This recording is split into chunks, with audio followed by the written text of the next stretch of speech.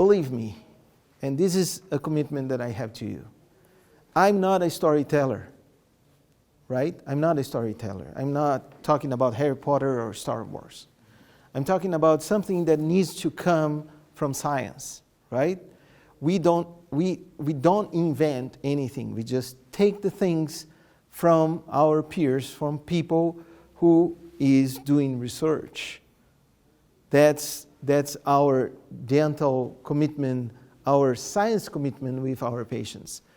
So it is fair to say that everything that I'm saying here, sometimes I give some experience that is not written anywhere because I'm 30 years endodontics in my office, right?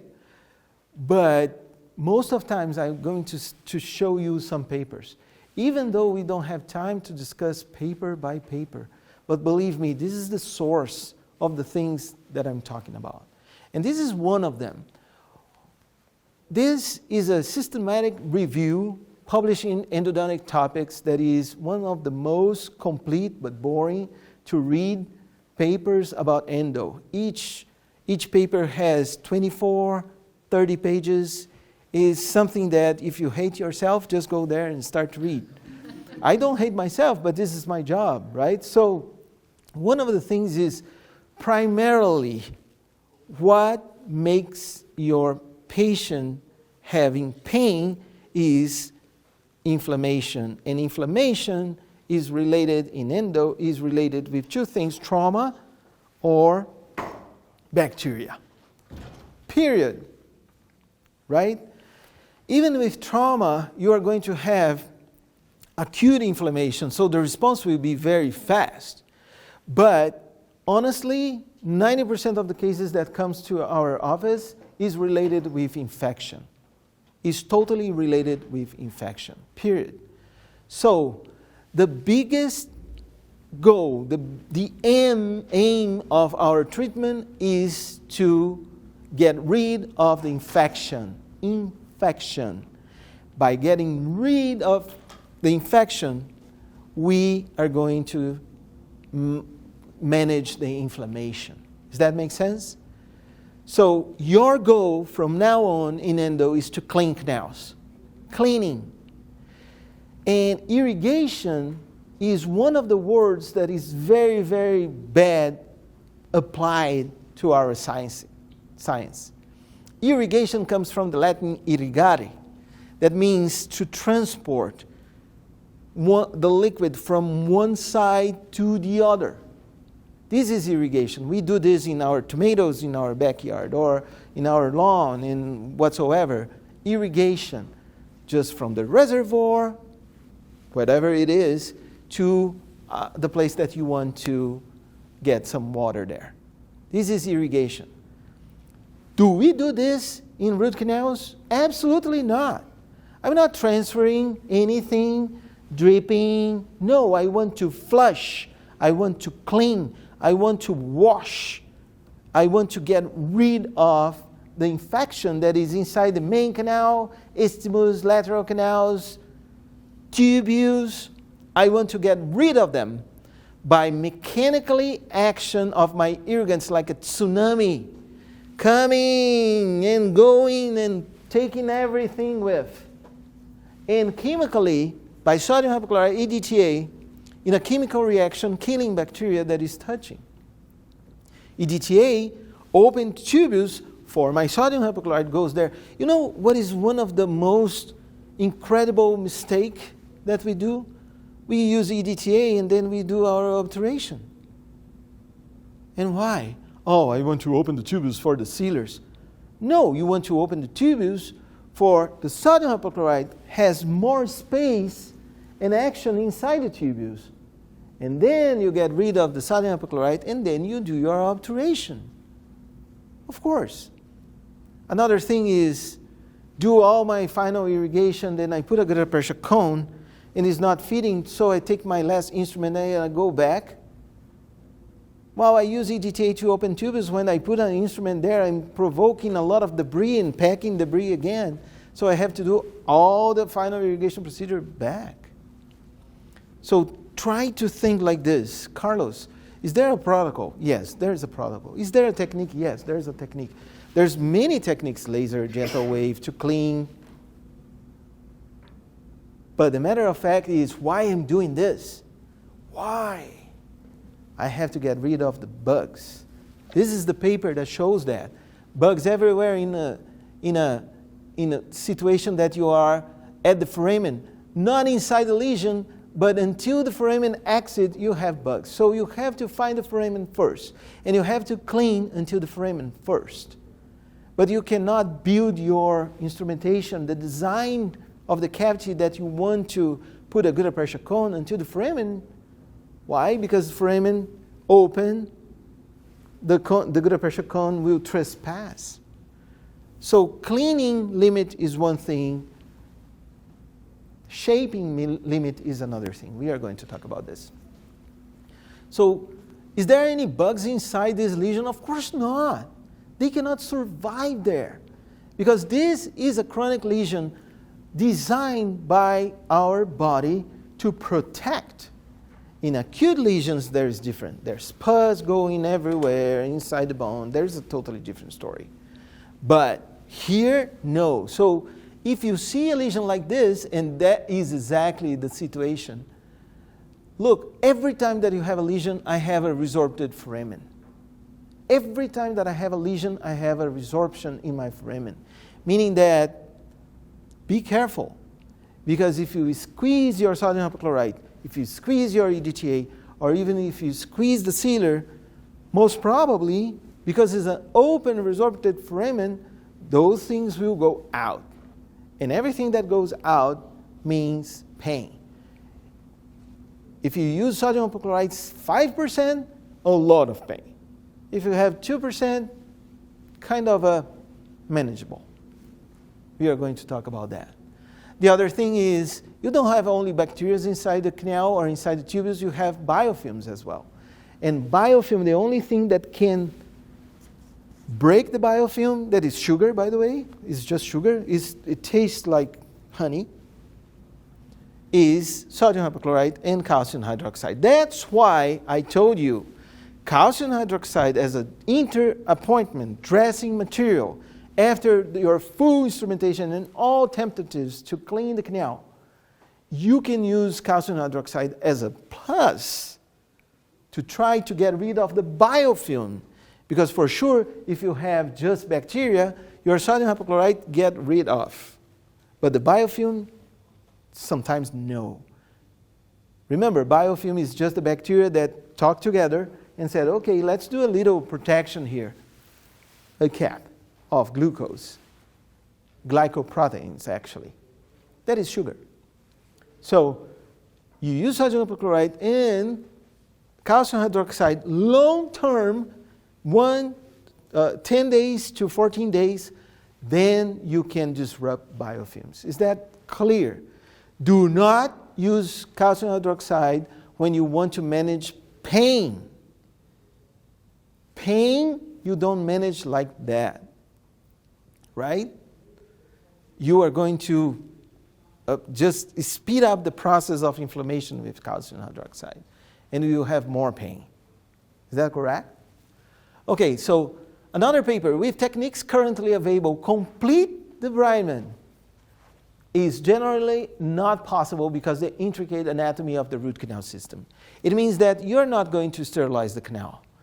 With the techniques that we have, including gentle wave, including all this laser and stuff, you cannot sterilize the canal and don't need it. We don't need it. So we are in balance. But if you get a flu, what happens with you? The flower just, right? Or COVID, or AIDS, or whatever. What happens is that the balance is unbalanced right now. So you are not in the equilibrium anymore. That's exactly what you have to do.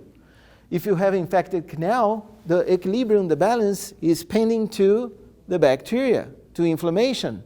You have to go there, remove, recup, or get the balance back to a point that you can establish some kind of a control. That's why people say, you are never being able, till now, to sterilize the root canal because you are not sterile. We are not sterile, by the way. So why you need to be sterilized? Right?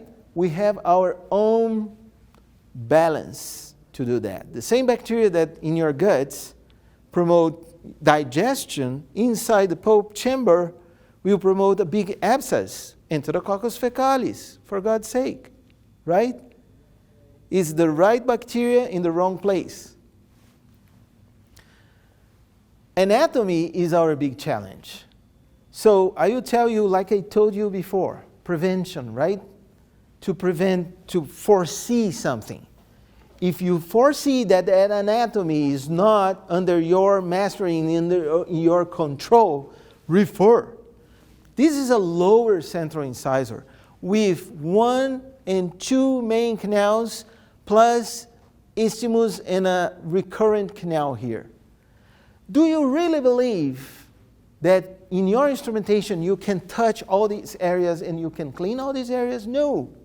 That's why there's no cleaning and shaping anymore. It's shaping to clean. You just get space inside this canal to be able to come with your cleaning device, and I will show you the ultrasonic, I will show you the concomitant irrigation, I will show you the flush that you can get with that thing.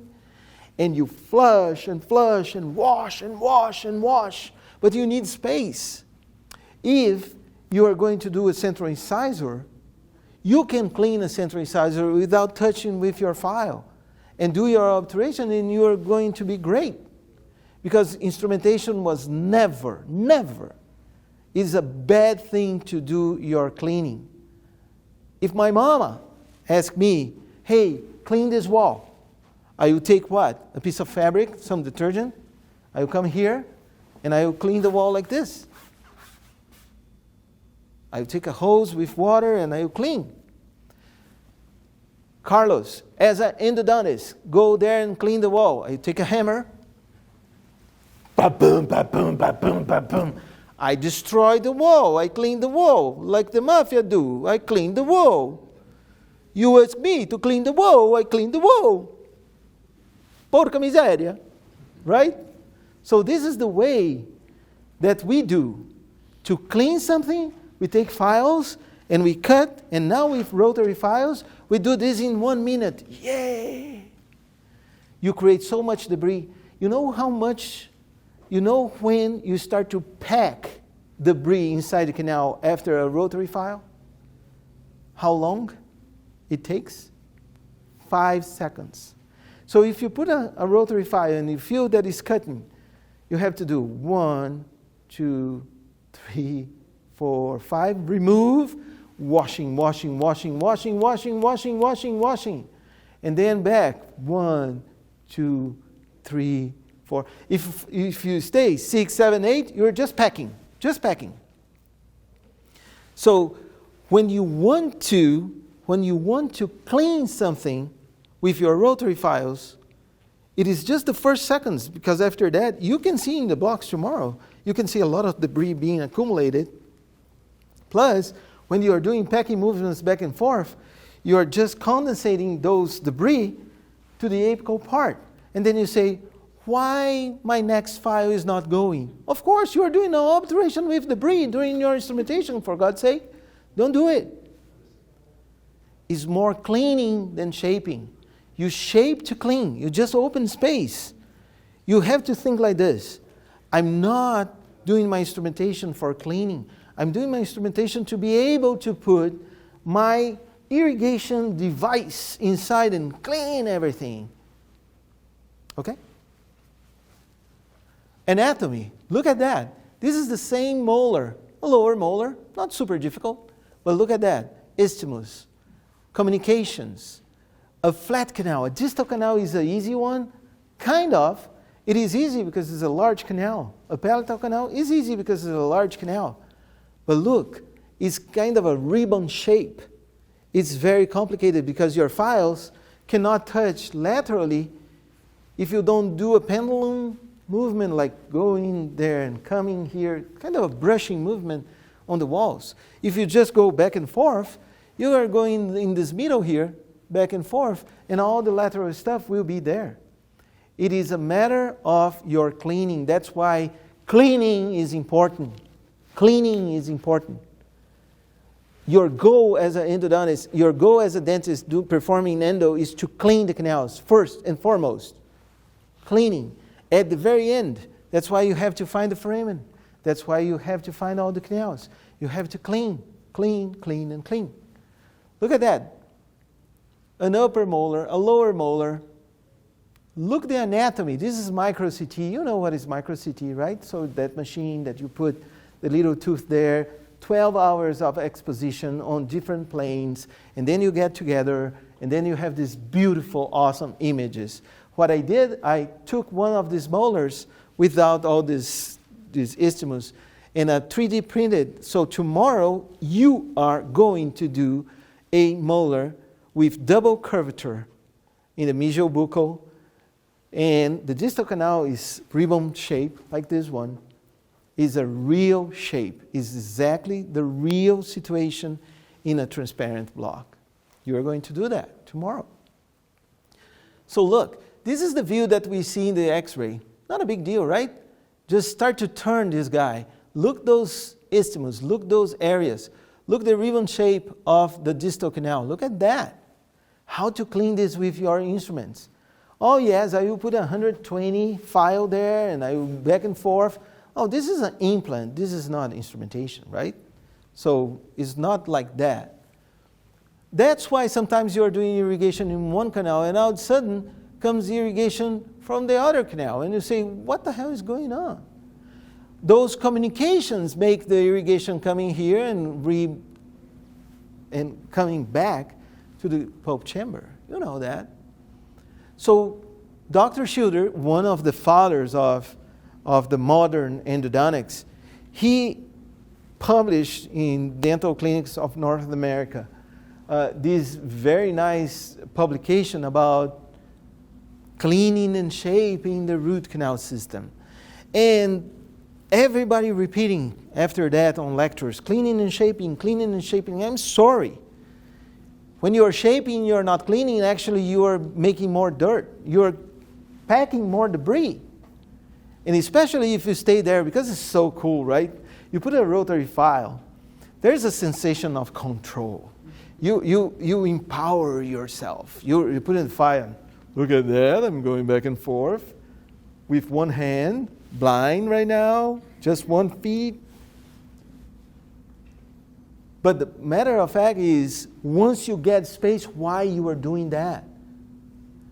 A rotary file, if it gets a space of a 2504 to the working length, why you are staying with that 2504 there? Back and forth, back and forth, back and forth. It's just to reduce debris. So I will teach you guys how to do this in a way that you promote less debris, right?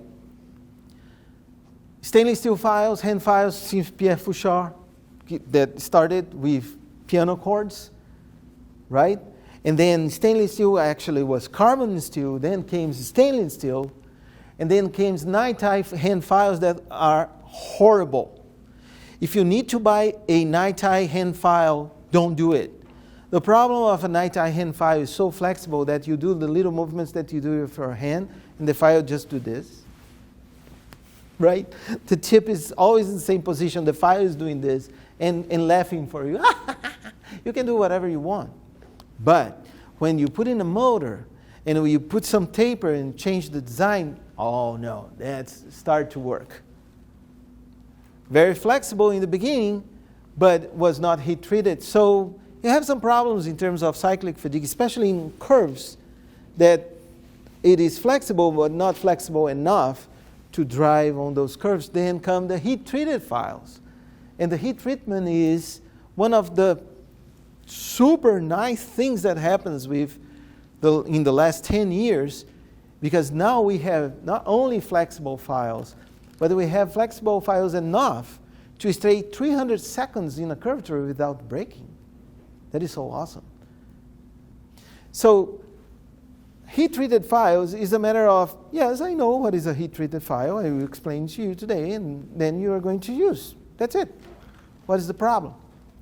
There's no special skill. Actually, there's a special skill. You have to be less skilled than for using hand files. You know what? The truth of the matter is, if you do hand files, still are using hand files in your curved canals, you are way more skilled than necessary to use this kind of file here. Of course, hand files are like, very sensitive to use. So basically now what we believe is shaping to clean. And this is what you guys are going to do today and tomorrow in our hands-on. You are going to use concomitant irrigation. Look how this sodium hypochlorite is activated inside the canal. This is somehow what your washing machine is doing with your clothes. Turbulence, cavitation, concomitant irrigation, always a fresh liquid inside. But you have to be careful, of course. You have to good rubber dam.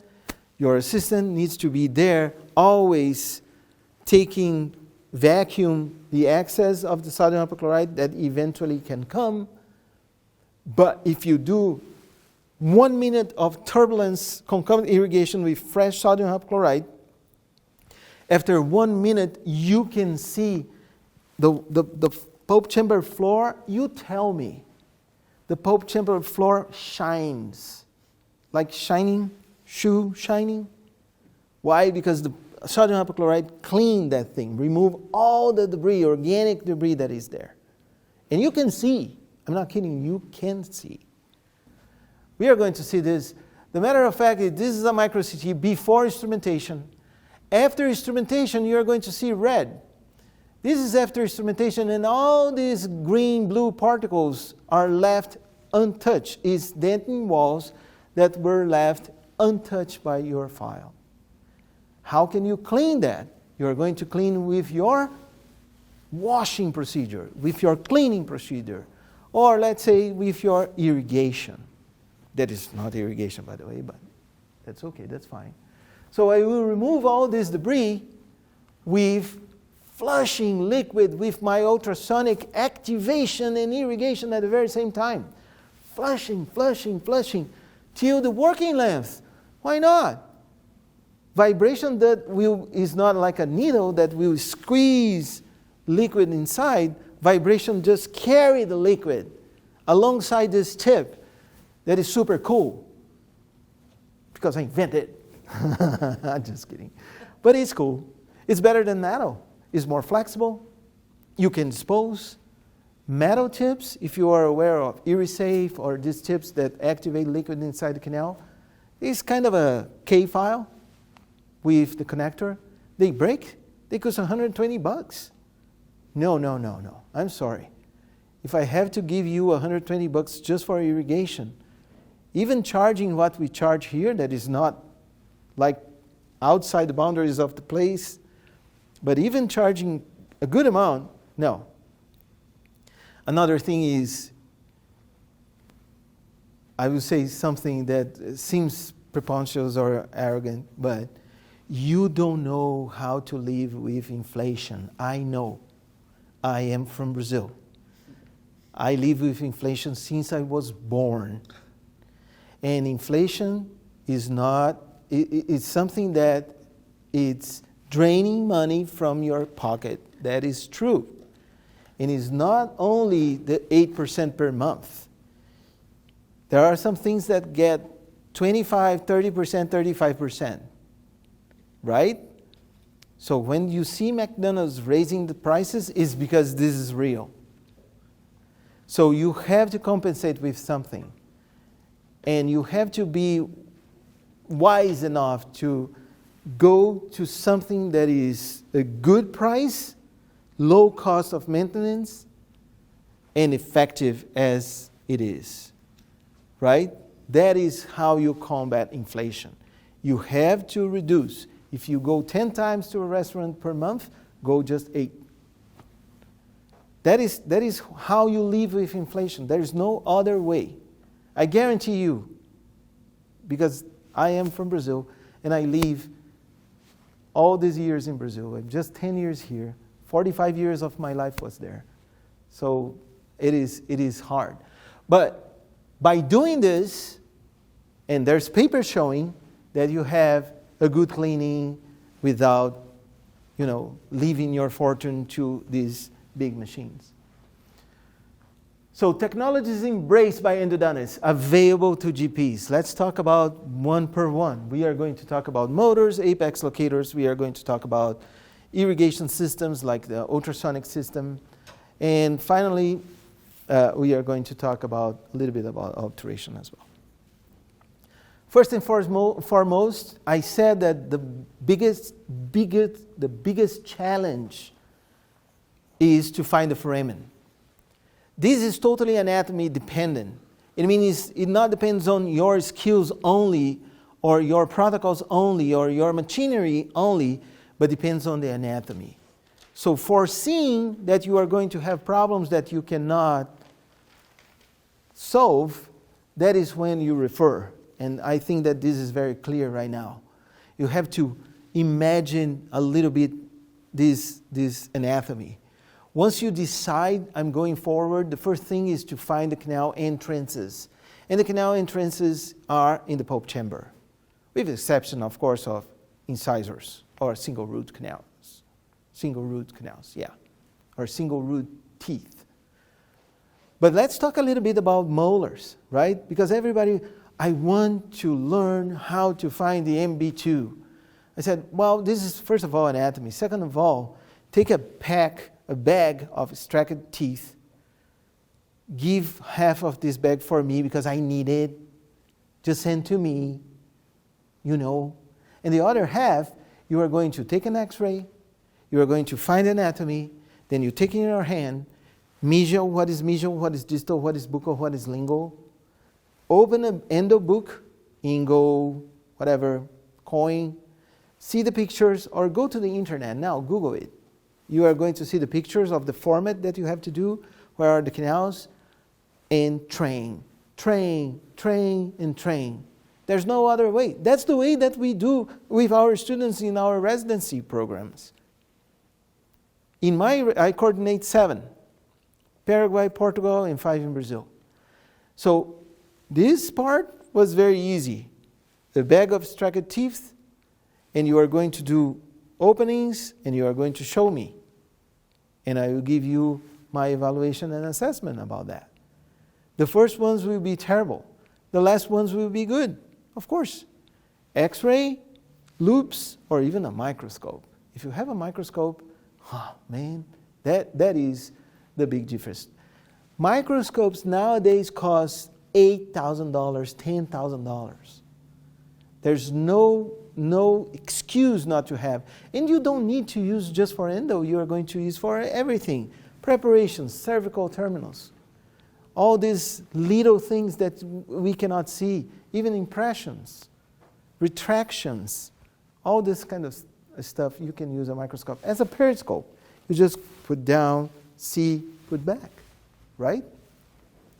First, what is the burrs that you are going to use? Just two burrs. A round burr, like this one, can be diamond coated, can be just stainless steel. I prefer diamond coated. I prefer diamond burrs to do this. And the first thing, I will expose the pulp chamber.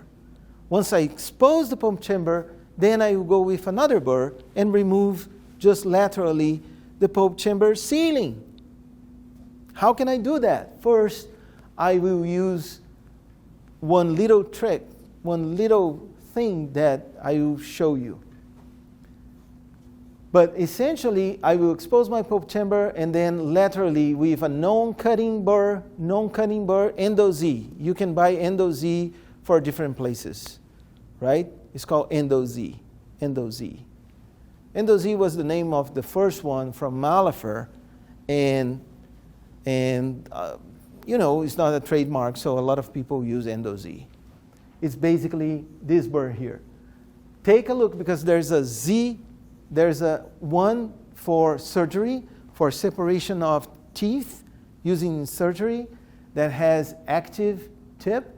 This is a non-active. It's like a polished half ball at the very end. Just make sure that you are buying the right stuff, right? And then you are going to use just laterally, just removing what? The pulp chamber sealing, the projection of dentin that is there, just like that. Some tips.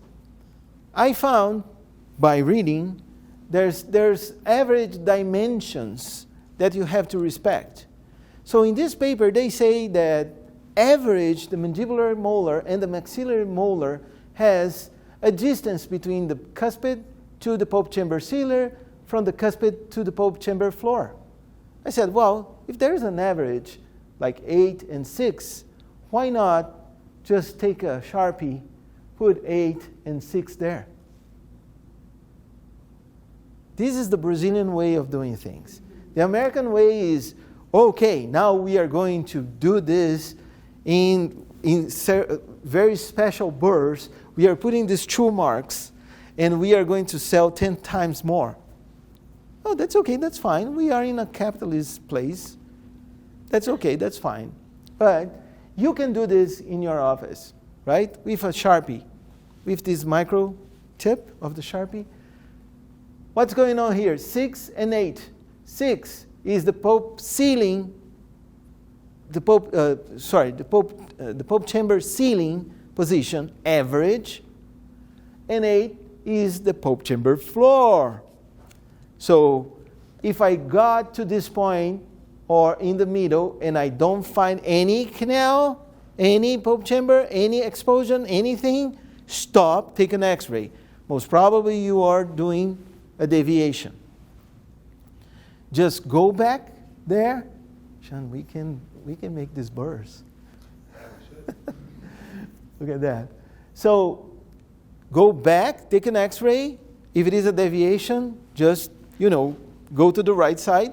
And if you are with your burr and you don't find anything, any pulp chamber, and you are close to 8, that is very dangerous. Most probably you are not seeing what you are doing, right? So this is very easy. Look at that. This is a prototype 3D printed real tooth, but in transparent resin. But it's a real tooth, right? So this is 6. Look at that. Pulp chamber, sealing, right? And this is 8. Pulp chamber, floor. Right? Capiche? You know what is capiche in Italian? Do you understand? In a very rude way. Those mafiosi, Capiche? Okay, so this is, come on, this is cool. This is cool. You never saw that. This is cool. Look at that. So I'm doing this preparation here. So I'm going down, down, down. Look, the number 6 mark here. We'll be around here. 6 mark will be around here. And I'm very close, very close, very close. Of course, I'm not doing this as a single movement, right? Like crazy. Oh, I'm so good that I do a whole beep, boom. Well, sometimes you can, but yeah, you have to have a courage to do that. So now I'm using the Endo-Z, just removing sideways, you see? So I'm just removing the projection. Even if I touch with my Endo-Z on the pulp chamber floor, nothing happens. Why? Because it's a rounded, non-cutting tip. So you can touch the pulp chamber floor with the Endo-Z that will not cut. And of course, with this kind of a drawings of what is eventually the final format of your preparation. But remember, you have to find the canal entrances. If it is a triangular, or if it is a square, or if it is whatever the shape it is, doesn't matter. What matters is to find the canals. Is that right? This is what matters. After that, it's not important. So, another thing that you can see here that is very interesting is those lines, right? So those lines are called rostrum canalis. This is pure Latin. Rostrum in Latin is the face, rostrum. You can go to some hotels and the lobby is called rostrum. Did you see that? Sometimes in San Francisco, I went in a hotel. Oh, you just go to the rostrum. I said, I know what is rostrum. It's the lobby. He said, not everybody knows that. I said, well, why you don't simplify and say lobby? Oh, because we are super chic hotel, high end, just for very fortunate people. I said, like me, yes, no. Rostrum, face, canalis, canals, the face of the canals. Those condensation of dentin that gives you this Coca-Cola color of the lines and gives you the path, right? So let's say that you have one here, but this one is interrupted by this very white condensation of dentin. Take a probe and just go there. You are going to feel like enamel. This is a condensation. This is a pulp stone that was melted with the dentin there. So you have to remove. Do not remove with a burr. Don't try it. With a burr, the head of your contraangle will be in front of you. You cannot see anything. That's where you use ultrasonics. Ultrasonics is like a burr, but you don't have the head of the contraangle, so you can see exactly what you are doing. That's why some ultrasonics, like the Sonus, for example, comes with a round ball, diamond ball, kind of a burr insert to be used with ultrasonification. Then you can see everything because the ultrasonic handpiece does have a head, right? So once I remove, I found actually an intermediate canal in this lower molar. And microscope. This is Dr. Rodrigo Cunha from Canada. He sent me during the COVID and said, this is the way that I'm doing, Carlos. He's the president of the Canadian Association of Endodontics. He's a Brazilian going there. And this is the microscope that he's using. You don't need to use a super sophisticated microscope like this. Global, for example, has very nice microscopes for $10,000. You can buy a used one if you want, right? Because the most important thing in a microscope is the lens. And the lens is always coming from one place only in the whole freaking world is Switzerland. So basically, you have to have a good magnification to see this little guy here and that little guy there. Yes, of course, right? And that's the tricky part. If you don't understand that, if you don't invest a little bit on these machines, you will be never mastering these machines. I'm sorry to say. You don't need to be an endodontist or whatsoever. You just need to be yourself and try it. And try it again. And try it again. To the point that you get used with. And use as a periscope. You don't need to be with this robot in front of you all the time. Just put the periscope up and down. Right? You know periscope, right? The submarine periscope. Okay. Every time that I say periscope, some people say, this is another broken word from Carlos' English. Don't worry, I'm going to break your English down a little bit. Dumb it down, right? So this is the rostrum canali. Look at that. Look, he's beautiful. Like beautiful. And of course, this is a very sophisticated, there's one microscope that there's no oculars anymore, and you can see 3D. Right? So there's a display, and you put a glass, and you see 3D when you are doing. For the purpose of finding canals, you don't need that. It's just a singular, stupid microscope that's as simple as possible. You don't need more than that. Because people say, oh, this is amplified 29 times. No, you just need 4, maybe 8, right? For your endo. So simplify. Don't. And if you like, then you can go forward and buy. Let's go back to endo. So Sable-Sig, Caries indicator, those are very nice, especially if you're using a microscope. You see a situation like this, after using this, you start to see like this.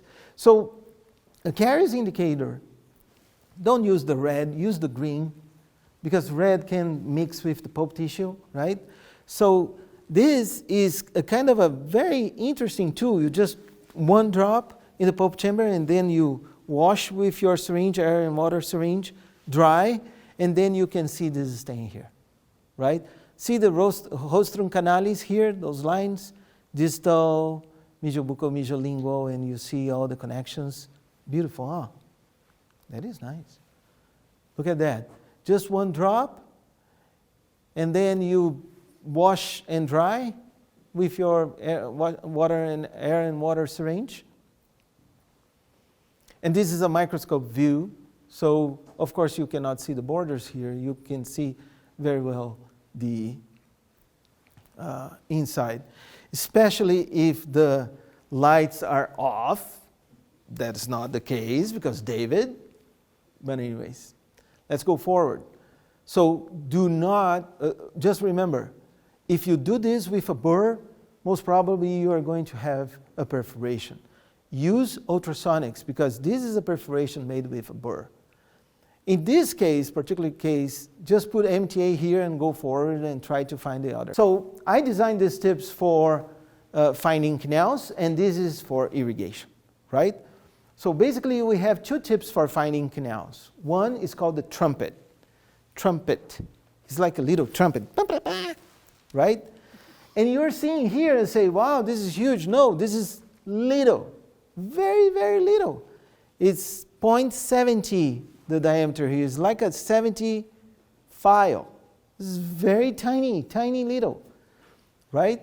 But what happens when you use this tip with ultrasonics? I will show you what happens. With this tip, I can touch the pulp chamber floor because it's flat and nothing will happen. But by vibration back and forth, what happens is if I touch the pulp chamber floor and I make movements up and down, I remove the projections of dentin and I expose the canal entrances. That's why I designed this tip. Look at that.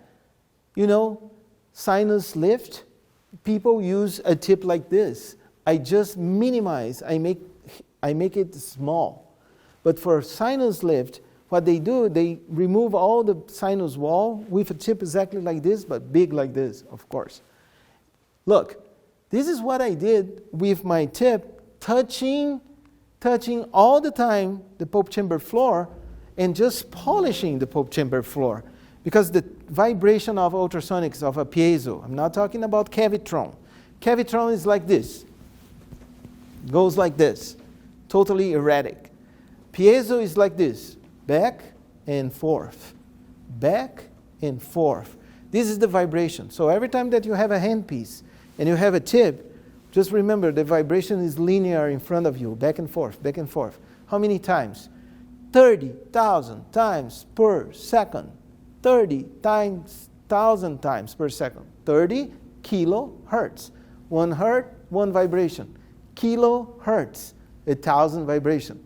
30 kilohertz, 30,000 vibrations per second.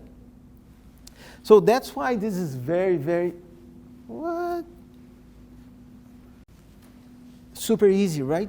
The trumpet, you just follow the pulp chamber and just up and down, up and down. In what situations you are going to use? When after your endo-Z, you didn't find those canals, you see the line, and the line just stopped in the pulp chamber wall, lateral wall, and said, no. There's something behind that. It's just covered by a projection of dentin, so I will remove. All these videos, everything related to technique, you are going to download a PowerPoint presentation interactive, meaning there's a menu, and if you want to see the trumpet, you just click trumpet, and then you are going to see all these videos. If you behave, of course. No, I will show you tomorrow. It's just go to medidenta.com, and there's a endo there, and there's a Genius and ultrasonic hands-on. The same hands-on that you are going to do, you are going to have all single details in this PowerPoint presentation that you just download, we will open automatically, and then you you are going to review everything. Don't worry. So this is a trumpet. I'm using the trumpet here, and I just want to remove these little, little projections that I have here, little projections that I have there. And you see I can touch the pulp chamber floor all the time and just doing this movement back and forth like this. I'm just putting there and up, down, like this. Remember, the vibration is in front of me. So it's not going like apically, it's going laterally. That's why it doesn't matter if you touch the pulp chamber floor. So is it acting similarly to an endo-Z? Like what would be the difference Yep. in purpose? Endo-Z is like a truck. The trumpet is like a motorcycle, a lambreta. Yeah. Okay, so here is a very good example of using the trumpet. I just want to remove this calcification here. I just go there, use the trumpet, and remove everything. There's always a little ledge, always a little thing that you can squeeze the trumpet there and up and up. There's always a little space between the pulp chamber ceiling and the pulp chamber floor. There's always a little space between these calcifications as well, and you can go there. Obviously, this is a very extreme situation, but it's a good one.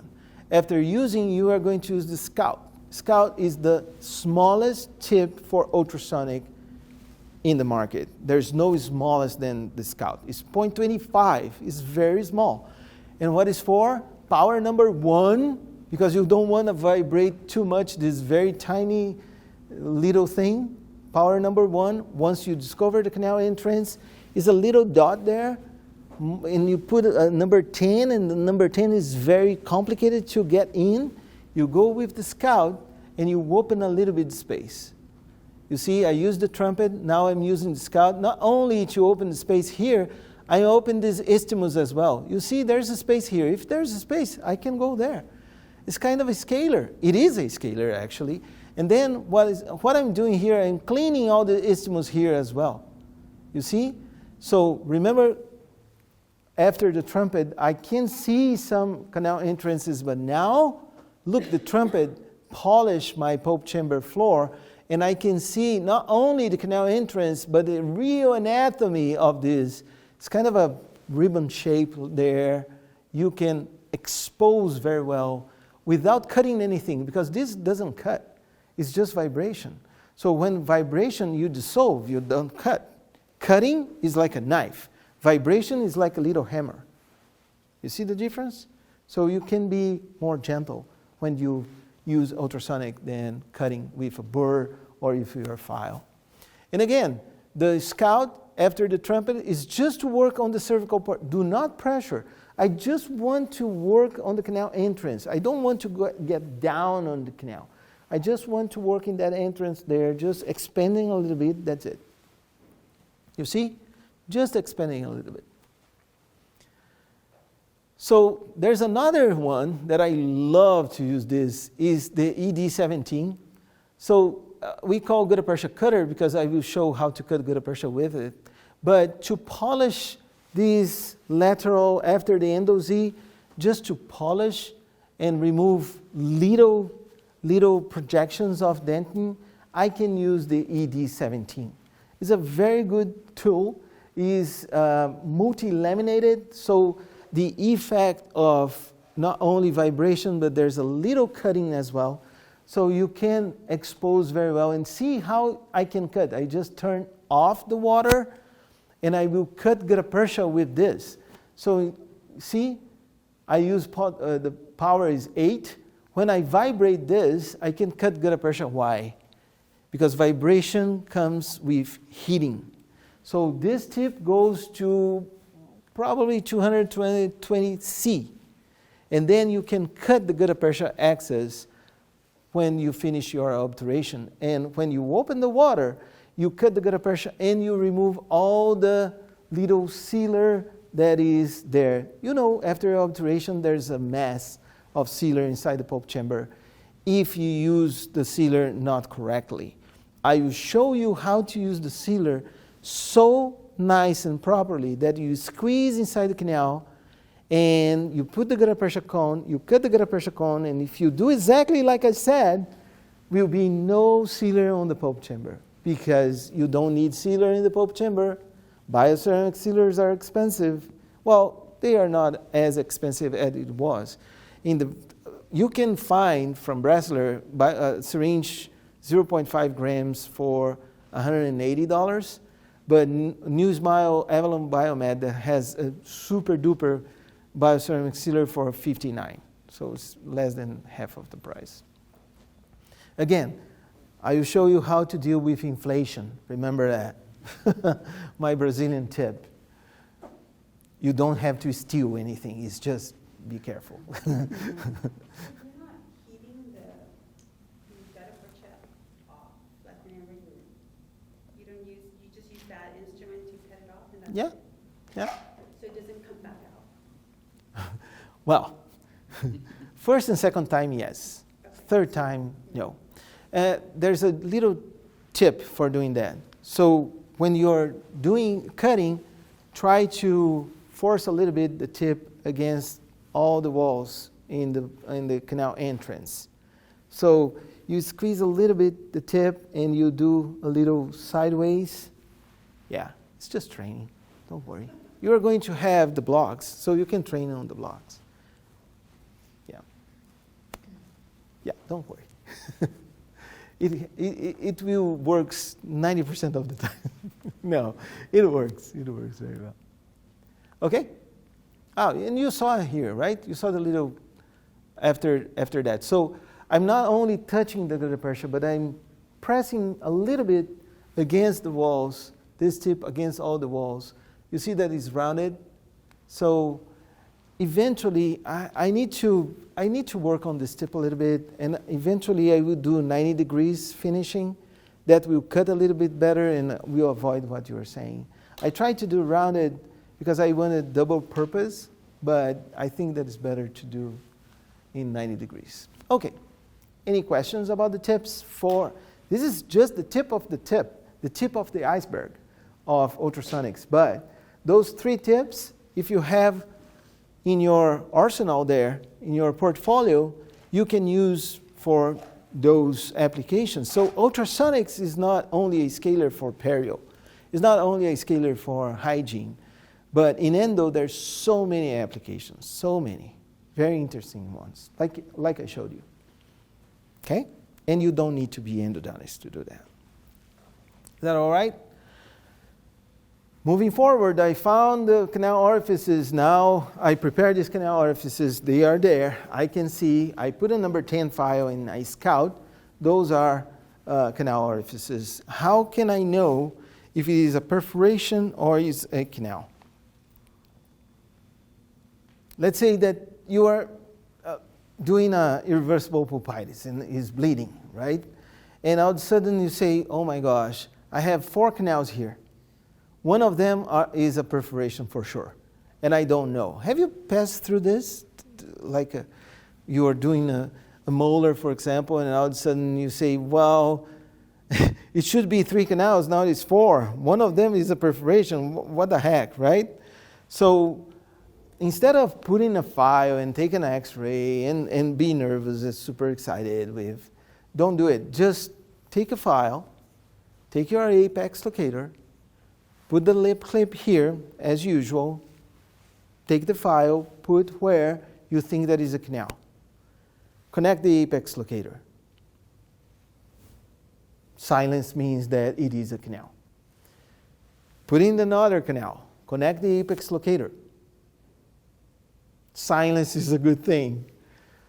Connecting the other canal. Putting the file in the other canal. Connect the tip. Bang! This is not good. Bang! It's not good. This is not a canal. Just remove it. MTA, and that's it. Okay? So the apex locator will say beep at the very same time because it's a perforation. Right? Okay. So let's go back. Gates Glidden. Are you familiar with Gates Glidden? Yes. This is one of the paradoxical situations that we have in our graduation. Professors, they used to teach us how to use a Gates Glidden and don't teach us how to use an engine-driven rotary file. And believe me, this is one of the most dangerous tools that we have in endo. Gates Glidden is very, very dangerous. It's a very new design from 1903. And this thing cuts a lot, packs a lot, makes a lot of debris, untaper the canal, so make a full cylinder of your canal. And most of everything, it is very dangerous in terms of when you are working in flat canals. You can do easily a perforation here when you use a Gates Glidden. So forget about Gates Glidden. Don't use even to cut. There are some people that say, I use Gates Glidden for my post preparation, right? Don't use it. Try to cut gutta percha with a warm or a heated device, because after a preparation for a post, most of times, you create debris, you pack debris, and your luting cement will not work very well. So try to clean as possible that area that you're putting the post, fiber post, because if you use any kind of burr to cut gutta percha or to do a preparation for the post, you cannot clean anything inside after that. You can use citric acid, you can use vinegar, you can use whatever. You are not going to be able. So try to just cut the gutta percha and try to use a fiber post. Nowadays we have fiber posts with many different diameters. Try to fit a fiber post that goes just on the preparation that you have. You don't need to enlarge. It is, I would say in my opinion, this is not only opinion, this makes sense. It's so stupid. You're putting a post, and when you put a post, you cut dentin to put a post. So you're charging, or you're changing or replacing the good dentin that we have there, one of the most organized tissues in earth, that is enamel and dentin, way better than bones, and you are replacing with a fiber post? Are you kidding me? Don't do that. Just cut the gutta percha.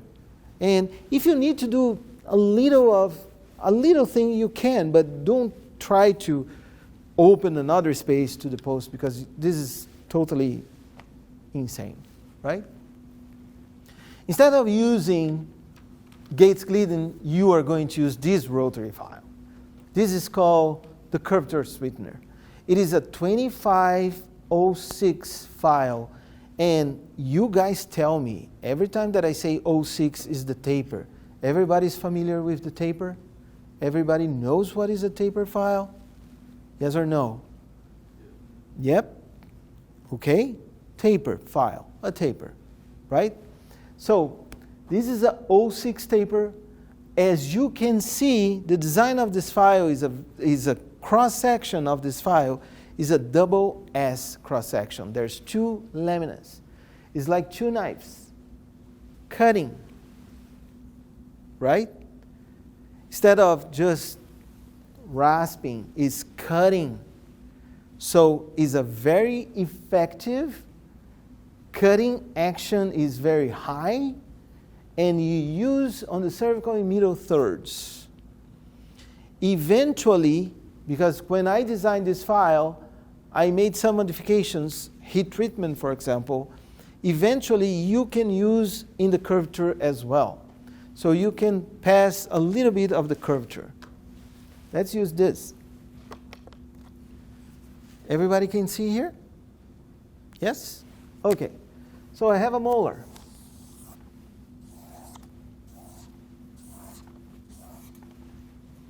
And I have a curvature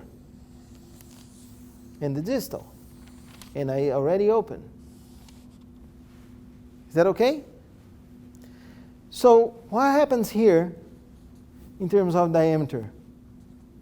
I have a tapered diameter here that is going from a big diameter to a small diameter. Is that okay? And what happened here? The same. Until one diameter that is average 0.27. This is the average of a lower molar mesiobuccal-mesiolingual canal diameter. Carlos, you are lying. You are lying. Now I got you. Why? Because I put a number 10, or sometimes I put a number 15, and it's crazy stuck on this canal. And you are saying that a number 15 and a space of almost 30 and give me that sensation? Are you kidding me? No, I'm not kidding you. It's not the tip of the file that is touching the dentin walls. It's the body of the file. Carlos, you're again lying. Why? Well, because you said that you have space and goes from a big space to a smaller space. If the smallest space is 27, of course the body of a 15 will be able, because it's a 0.2, will be able to fit there. Actually, not only fit, but will be totally loose. Again, is the body of the file. And the body of the file will touch this area here of the curvature. What happens here? What happens is, take a straw, that thing that you, right? Take it in your hands, straight, like this, a straw, a camera, like this, and bend it. What happens when you bend a straw?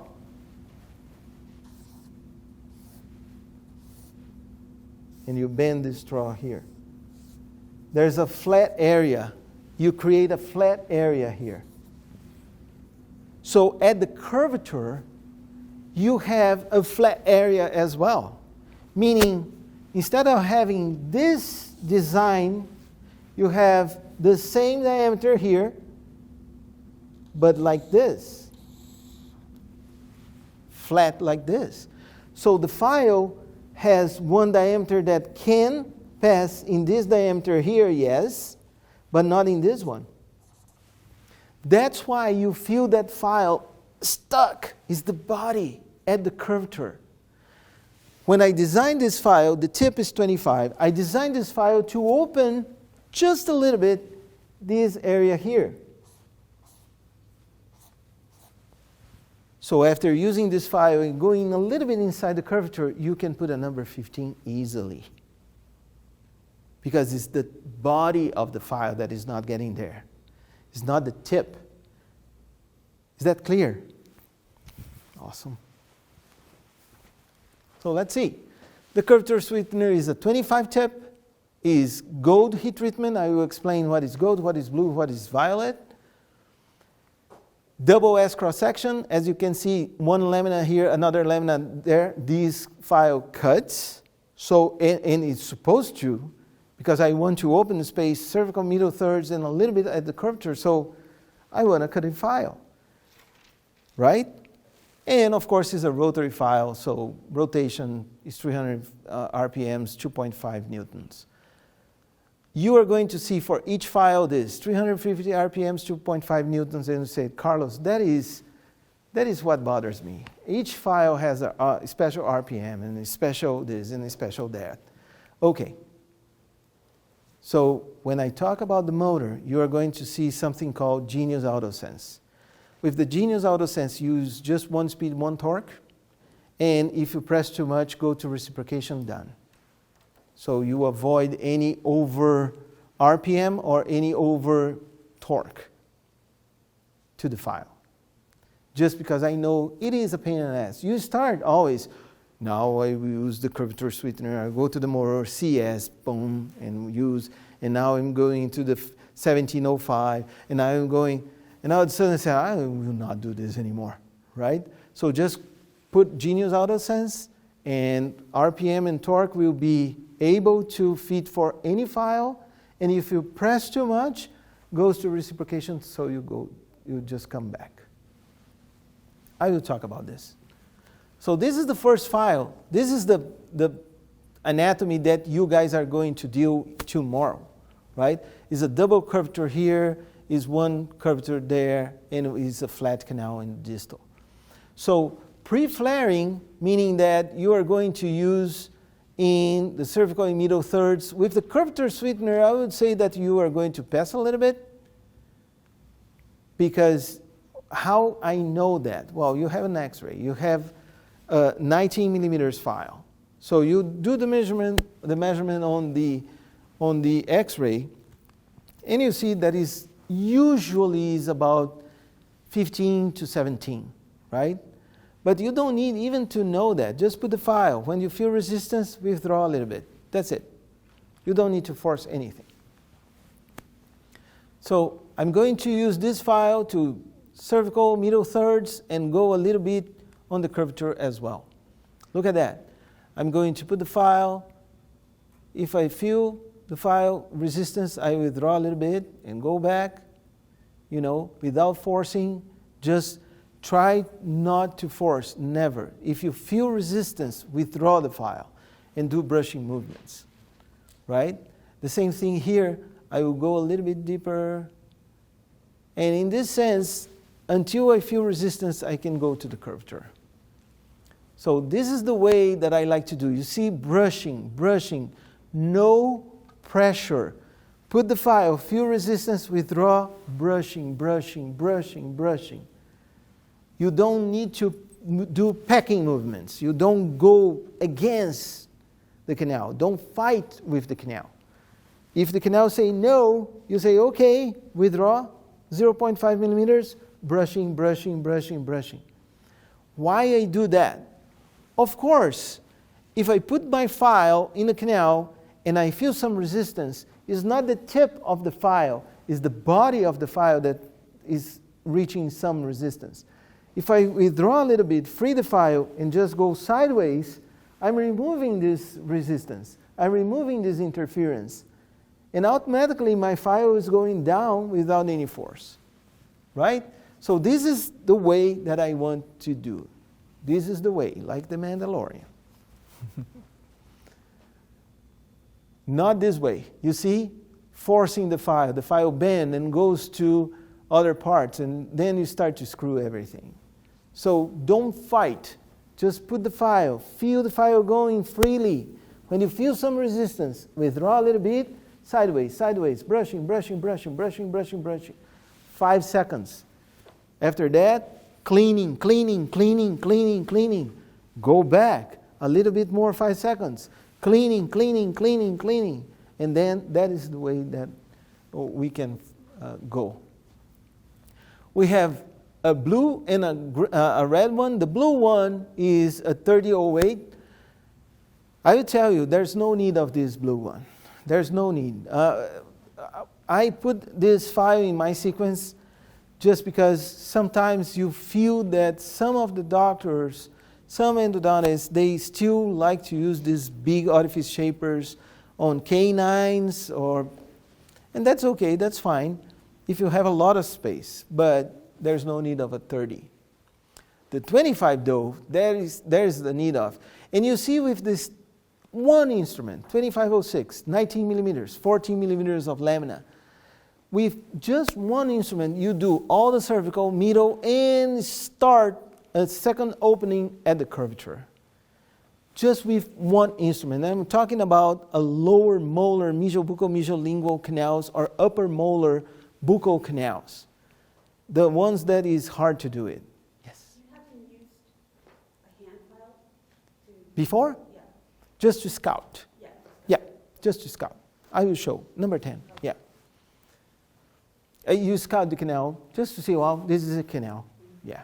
But you are going to determine the working length after this guy. And why? Well, because then after this guy, you can put a number 15. Eventually, you can put a number 20. Right? Because as I told you, the diameter of the foramen is 0.27. So you are going to allow a hand file to go freely from the cervical to the middle of the curvature, and just this part here will be touched by your hand file. Does that make sense? Okay? So with one file, you do cervical, middle, thirds, and start to do the curvature, just with one file. 2506. That's why it's called curvature sweetener, because it makes the curvature sweet, in a way. Not the taste, of course. And you can remove all these projections as well. So those projections that eventually are interfering with the progress of the file, you can remove by brushing these projections. Just remember, all these cervical projections is always from proximal to the inner part. So if you are doing brushing, always brush more for the proximal projections of the wall. Meaning, if you are working on the distal canal, just brush more distal. If you are working on mesial, just for mesial. If you are working on buccal canal, for buccal, right? So always try to remove these projections that makes your life easier for inserting and reinserting the files. Again, just you to see, when you remove the projections, you have a better path. Right? Better path. So before and after, you see that I remove all the projections here just using brushing with a 2506. This is super easy. Again, look at that. All this projection here, I will remove using my pre-flaring file, the 2506. And look at that. Look how nice I have more flow. So it will works for my instrumentation, but it will works a lot for irrigation and obturation as well. So my gutta percha will carry the sealer with more space. Again, irrigation. After using any file, and I'm not talking about when I go from one file to the other. And we have this mistaken principle in our heads. I will do irrigation between files. No, you are going to do irrigation between 5 seconds of use a file. Because with a file, eventually, let's say I use my 2506, I determine the working length. Now I'm going with my 2504. And my 2504 goes, I'm using the resistance method. So I put the file, I feel resistance, I withdraw the file, and I start to work. 1, 2, 3, 4, 5. I'm not in the working length, but I stop, I use my irrigation for 30 seconds, I clean everything that I made, and I go back with the very same file, try to get the working length. Does that make sense? Instead of, no, I'm using 2 minutes the same file, and then I'm doing the irrigation just because I learned at the school that between files I need to do irrigation. No, between each 5 seconds you need to clean. You are there to clean. You are not there to make a mess. It makes sense? Because if not makes sense, don't use it, right? And I'm not trying to change anything. I'm just showing you why we do this. And with this polymer tip called polysonic, why is it called polysonic? Because it's a polymer tip. Oh, this is a plastic tip? Well, to call a polymer plastic is like to call a Ferrari a car, right? So polymers has different aspects. This is a PEEK, polyether ketone polymer. This is not a simple plastic. This melts after 350 degrees. And it's used for implants as well. It's used in medicine for a lot of things. Stents. So a PEEK polymer, with a PEEK polymer, you can carry the liquid because there is a port right here. The liquid will be carried exactly to the end of the tip. So if you determine the working length and you mark the working length here, you are never expressing anything outside the foramen. You're always keeping the liquid inside with a lot of turbulence, but laterally. Remember that I told you, the vibration is laterally, is not apically. That's why the liquid will be shake laterally, not apically. Does that make sense? Okay. So I put the polymer tip. This is a connector that you buy just once. And I put my polymer tip here.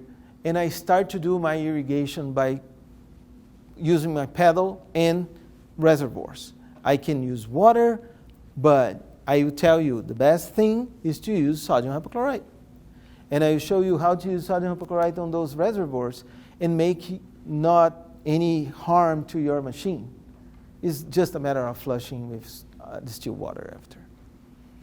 So this is what happens in the sonic stream or constant flow microstreaming irrigation. Those are names that I put there. It doesn't matter too much. What happens is this. You see, there's no pressure here. Of course, because I'm doing this, it's dripping. But all the vibration is being done in this. Look the beauty of this video. Nodules, nodules, nodules, nodules, antinodules. So what is nodules? Is the resonance of the vibration. The vibration goes like this, and then join here, and then go this, and then join again, and go this, and then join again. This is nodules and antinodules. In these nodules here, there's a high peak of energy that heats this for almost 250 degrees. If you take a little thermometer and put there, that little water there will be vaporized because the concentration of energy. So ultrasonics is not only a matter of vibration or agitation. It's way more than that. You have catalyzation of the chemical reaction by energy, like when you heat, like when you put light. So you speed up the chemical reaction. That's why I always need new fluid here, new sodium hypochlorite. Yes, because the action will be fast. We are going to talk more about that. So I like to use some lubricants. This is one of them, RC Prime. I like to use just once, just to start, just to make this champagne effect there, you know. And then after that, look at that. Look how I can clean. And believe me, you can do this without any instrumentation. You can start like this. Just put the tip. Where the tip feels resistance, withdraw and start. Because again, and that's my big challenge today with you guys, is to change a little bit your perspective of endo. The perspective of endo needs to be cleaning, not making holes inside the canal. Not doing instrumentation, not be eager to go with files. You have to see what you are going to do. You have to understand, I want to clean. Why not starting like this? I will remove 2/3 of the toxic, of the tissue, of whatsoever that is inside and I want to remove without touching a file there, without pushing, without squeezing material inside.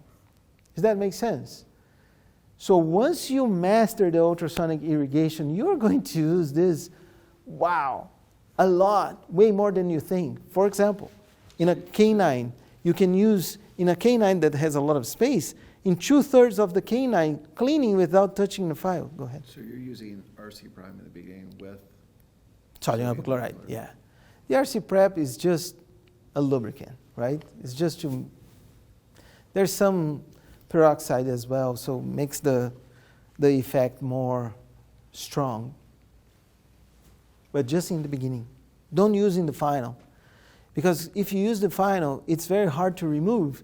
So you are doing an alteration with peroxide, and this is not good, right?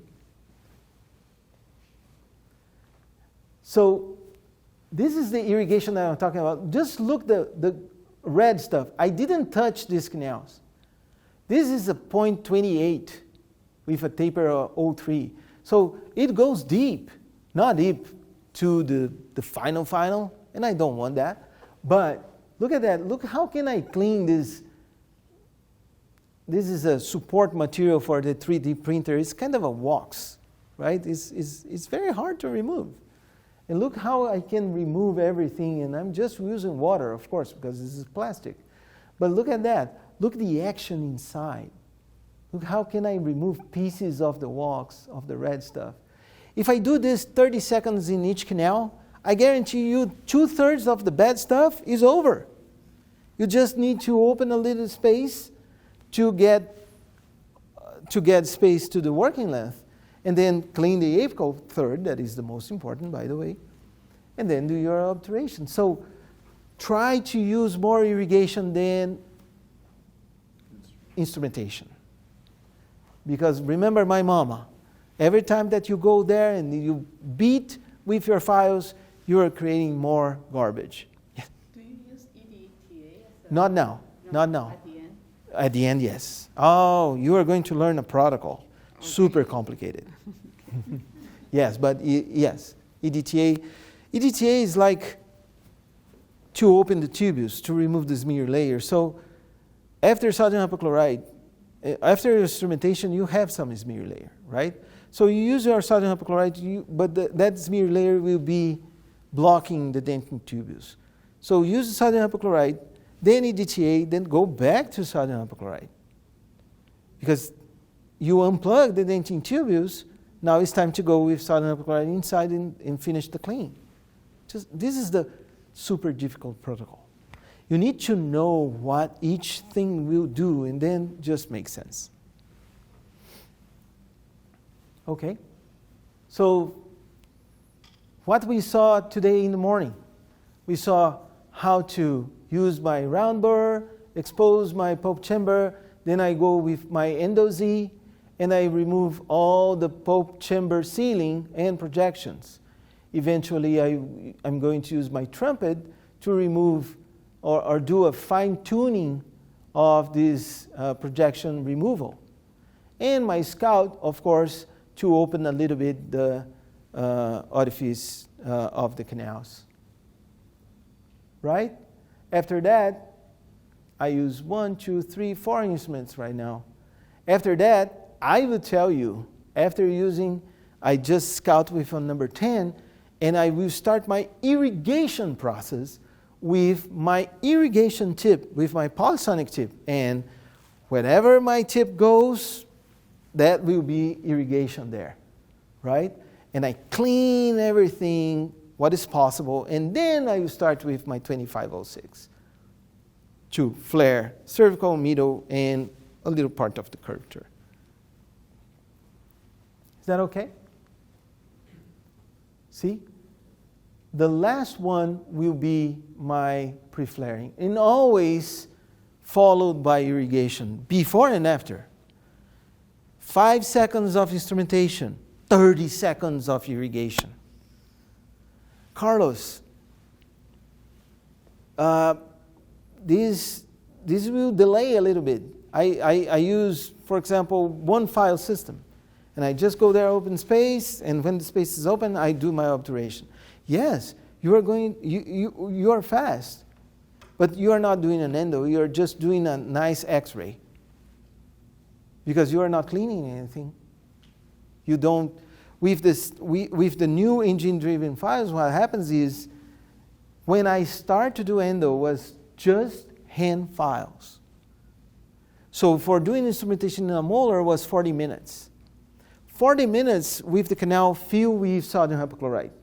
We use 0.51% and work it very well. Why? Well, because that sodium hypochlorite stayed 40 minutes inside the canal. Now, my instrumentation will be 1 minute, 1 minute and a half, perhaps, 2 minutes. And how about my sodium hypochlorite? Will you stay there for 2 minutes and we'll do the same magic? Of course not. That's why some great names of endodontics, and they are great, this is not sarcastic. Some great names of endodontics, they came with a solution. Instead of using 1%, let's use 6%. Now there's one of these highlights of endodontics. He's saying, let's use 12%. Okay, you can use 12% inside the canal. Yes. Just one drop of 12% touching the rubber dam will make a hole. Because that thing, if drops in the floor, goes to China.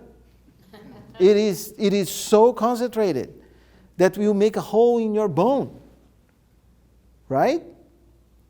And we'll remove all the organic part, all the collagen that is exposing dentin. That dentin will be so bone dry that if you say, break, the dentin crack, like this.